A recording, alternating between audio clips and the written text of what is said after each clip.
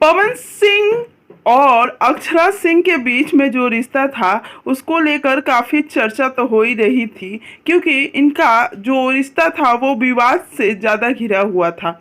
अक्षरा सिंह ने पवन सिंह जी पे काफ़ी आरोप ही लगाए थे ज्योति सिंह से शादी के बाद, लेकिन अक्षरा सिंह खुद करने वाली हैं शादी और इन्होंने ये बातें भी कही थी कि वो बनने वाली है रियल दुल्हन, और वो बन चुकी है। जी हाँ, आप तस्वीरें देख सकते हैं, अक्षरा सिंह बन गई है दुल्हन और काफ़ी खूबसूरत। लेकिन अक्षरा किसकी दुल्हन बनी है अभी तो ये पता नहीं चला है। जल्द ही वो भी अपडेट लेकर आऊंगी। और अभी तक पवन सिंह के फैंस ने कुछ अपडेट नहीं दिया है या उस पर कुछ रिएक्ट नहीं किया है।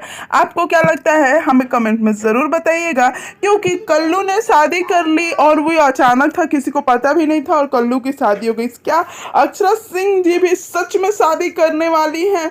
क्या है इस फोटो के पीछे की सच्चाई, जल्द ही आप तक लेकर आऊंगी।